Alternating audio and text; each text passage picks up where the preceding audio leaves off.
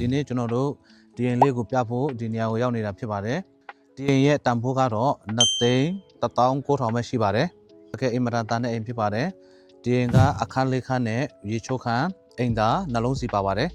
ဟုတ်ပြီကျွန်တော်အိမ်ထဲနဲ့အိမ်ပြင်ကိုကျွန်တော်တေချာလေးလိုက်ပြပေးပါမယ်ကျွန်တော်နဲ့သူလိုက်ကြည့်ကြပါပြီးတော့ဒီရင်ကိုစိတ်ဝင်စားတယ်ဆိုရင်ကျွန်တော်ကိုအချိန်မွေးဆက်သွယ်လို့ရပါတယ်ကျွန်တော်ဆိုဘော်ရက်ကိုချက်လိုက်ကြည့်နော်ဒါကြတော့အိမ်ဘော်ရက်ဖြစ်ပါတယ်တော်တော်လေးလာတယ်နော်ဝါတော်တော်ကျဲပါတယ်တော့ပဒင်းပေါက်ကလေးအကျယ်ကြီးရှိတယ်ပြီးတဲ့ခါကျတော့ဒီဘက်ကိုလာမယ်ဆိုရင်အိမ်ဘော်ရက်ကနေပြီးတော့အောက်ကိုလှမ်းကြည့်လို့ရတဲ့ဒီမှန်တကားရှိတယ်ပေါ့နော်ခေအဲ့ဒါလေးတော်တော်သဘောကျတယ်ဘာလို့လဲဆိုတော့ဒီကနေပြီးတော့ကလေးတွေရှိတယ်ဆိုလို့ရှိရင်အနေရမဖြစ်စီပဲနဲ့လှမ်းကြည့်လို့ရတယ်အောက်မှာဒီကုတ်ပင်မှာကစားမယ်ဆိုလို့ရှိရင်လည်းသူတို့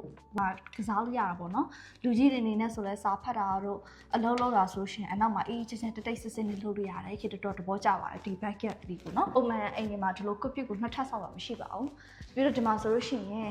အဲ့ခန်းလေးရှိမယ်ပြီးဒီမှာမီးဖို့ကြောင်ရှိမယ်မီးဖို့ကြောင်ကကြတော့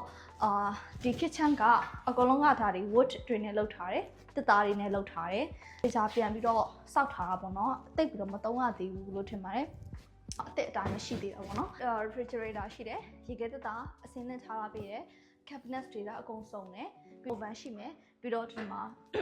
stove ရှိပါမယ်ဒါကပစ္စည်းတွေပါတယ်သိမ်းဖို့တိုးလှောင်ဖို့အတွက်ထားလာပေးတယ်အခန်းလေးပါ cabinet အခန်းကျယ်ပေါ့နော်အဲ့အခန်းနဲ့ kitchen လေးကိုဆက်ထားတာဖြစ်ပါတယ်ဒီမှာမီးဖွင့်လို့ရတယ်ပန်ကားဖွင့်လို့ရတယ်ညာဘက်မှာဆက်သွားမယ်ဆိုလို့ရှိရင်ဗာတွေ့ရမလဲဆိုတော့ bedrooms တွေတွေ့ရမှာဖြစ်ပါတယ်အိတ်ခန်းလေးပါဒီအိတ်ခန်းမရောက်ခင်ဟောဒီဘက်ချမ်းမှာဒါ bedroom လေးပါရေချိုးခန်းနဲ့အိမ်သာပါ okay ဒါကကြတော့ပထမအဆုံးတွေ့ရတဲ့အခန်းတစ်ခန်းဖြစ်ပါတယ်ဒီမှာ brain box နှစ်ပေါက်ရှိမယ်ပြီးလို့ရှိရင်ဒီဘက်ချမ်းက closet အကျယ်ကြီးတစ်ခုရှိမယ်ဟိုဘက်မှာတစ်ခုရှိပါမယ်ဆိုတော့ closet မှာလည်းသူ့ရဲ့ brain box ကမှရှိပြီးသားဆိုတော့လင်းနေတော့အဝတ်စားတွေပါလဲမဲယူမယ်ဆိုလို့ရှိရင်တော်တော်လွယ်ပါတယ်ဒီဘက်ချက်မှာနောက်ထပ် closet အပိုတစ်ခုရှိမယ်အခန်းကခက်ကြကြလေးနဲ့သူ closet နဲ့တူရှိပါတယ်ဒီဘက်ချက်မှာဒါကတော့ဒုတိယ bedroom ဖြစ်ပါတယ်အိတ်ခန်းဖြစ်ပါတယ်ဒီအိတ်ခန်းမှာဆိုလို့ရှိရင်ပတင်းပေါက်ကနှစ်ပေါက်ရှိမယ်ပြီးတော့ဒီဘက်မှာ closet တစ်ခုရှိပါမယ်ဆိုတော့ဒါကလည်းလူတစ်ယောက်စာအခန်းအတွက်အလုံးလောက်ကျယ်ဝန်းပါတယ်ဒီဘက်ချမ်းလာရင်တော့နောက်ဆုံး bedroom ကိုတွေ့ရမှာဖြစ်ပါတယ်အောက်ထပ်မှာလည်း bedroom ရှိသေးတယ်เนาะခေလိုနာမှာဆက်ပြပါမယ်ဒီမှာ closet တစ်ခုရှိမယ်ဆိုတော့ဒီဘက်ကမျက်နှာမူတာတာဖြစ်တဲ့အတွက်အလင်းနေရာတော်တော်လေးကောင်းပါတယ်ပြီးတော့ဒီဘက်ချမ်းက closet လေးကိုပြပါမယ်ဒါကတော့ closet ပါအပေါ်မှာအဝတ်ထားလို့ရတဲ့တန်းလေးရှိမယ်ပစ္စည်းတွေထားလို့ရမယ့်တန်းလေးရှိပါမယ်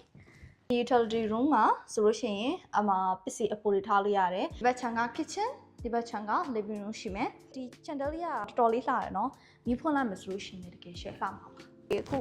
အောက်ထပ်ကိုသွားမယ်ဆိုလို့ရှိရင်ဒီမှာအခန်းနဲ့အများကြီးရှိပါတယ်ဒီဘက်မှာဆိုရင်သူတို့က fireplace လေးတောင်ဆောက်ထားပေးတယ်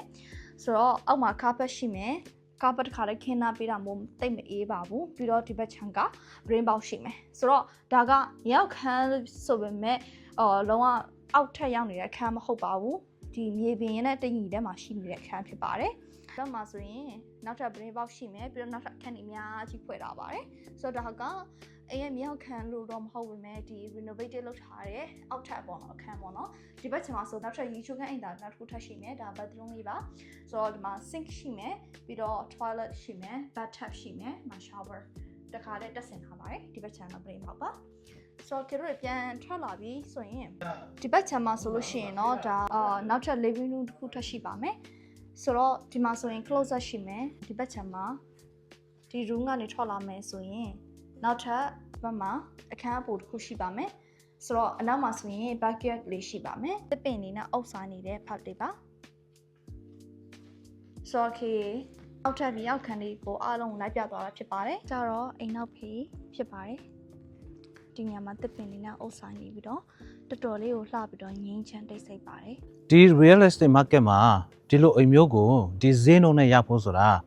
အင်မတန်မှရှားပါပါတယ်အခန်းလေးခန်းနဲ့ရေချိုးခန်းနှစ်ခန်းအိမ်သာနှလုံးပါဝင်တဲ့အိမ်ဖြစ်ပါတယ်ခြံလဲ